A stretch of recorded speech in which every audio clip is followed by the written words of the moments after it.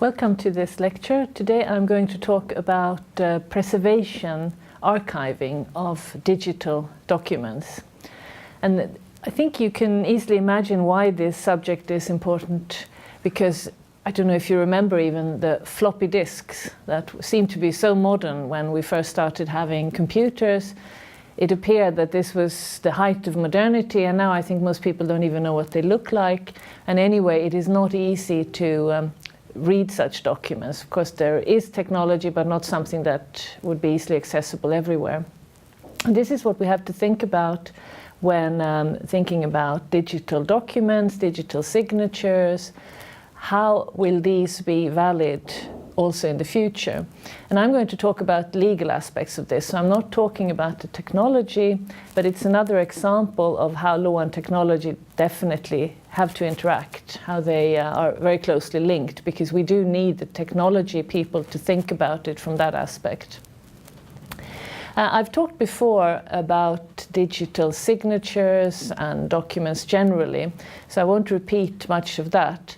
But just to focus a little bit exactly on what the law says about keeping documents and what this means in the digital age. It's first of all important to know again that we have to actually know what's going on in legislation or what requirements there are in legislation in all sorts of different areas. It's not as if we can have just one law about keeping documents, although there may be in some countries laws on archiving. There are also very many jurisdictions that don't have any legislation called something like that. But instead you will find in very many different laws rules about keeping documents. Just one example, for instance, would be from tax legislation, bookkeeping, where you have to keep records for a certain period, and that can vary. It can be 5 years or 7 or 10 or even more. That will be in the law somewhere. It will vary from country to country. There's no particular reason or there's no process of harmonizing it, even if it actually looks quite similar. But it can vary, and for companies and individuals, you have to find out what's applicable in that legislation of the country you're in. Generally, one could also say that for any sort of transaction that has an effect over a period of time, it's important to keep the documents. For instance, the documents based on which you own your property, your real estate, you have to keep those even if this property has been in your family for maybe hundreds of years. You may still need to have some form of documentation. This may be substituted by having a registration in a record, in a public record.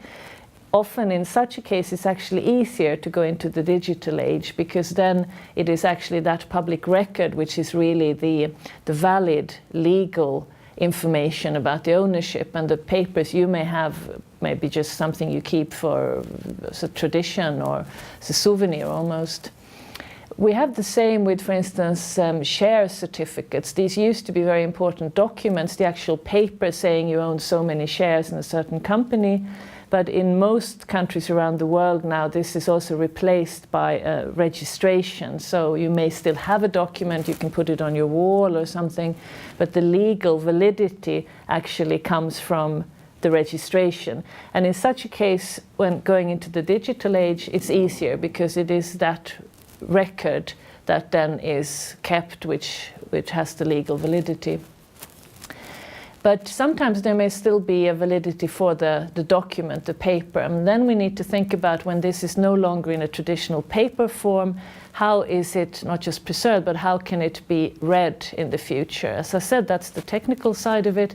But the legal side is, should there be some requirement for this form? Should it be said that this is the way it has to be kept, this is the technology to be used, so that it is known that this, whatever technology exists that enables this document to be accessible also in the future, is also used. It cannot be left just up to everybody to decide themselves.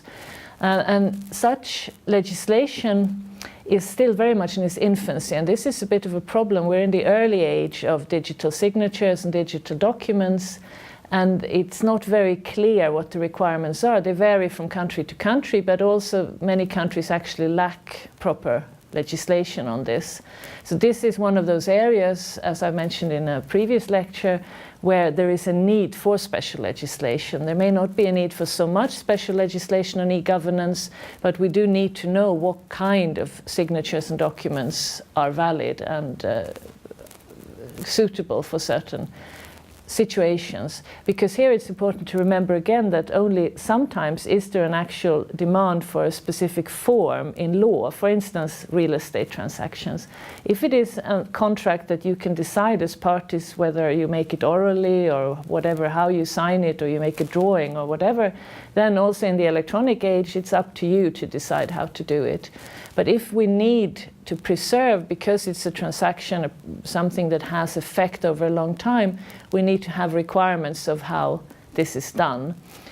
And in addition, and that will be my final point, in addition to actually have the requirement for the document or the signature, then also how can this be verified? So the trust services, this technology used to show that this signature indeed is what is valid, we also need to be able to check that in years to come.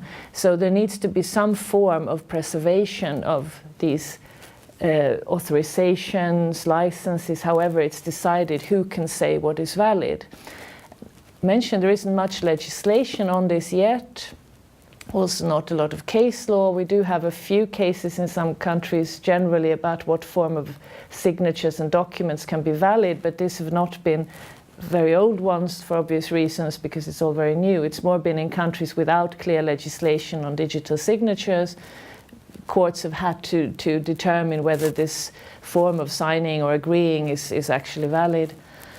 And said there isn't much legislation in countries, also not much on the international level. We do see in the EU regulation on electronic IDs that came in 2014, it's number 910, 2014, it mentions the need to maintain records of trust services, although it doesn't specify how these are kept, etc. But at least it's now beginning to come such requirements that not only the documents, the signatures, but also the infrastructure around it needs to be stipulated in law so that in years to come we will know that things were done in a legally proper way.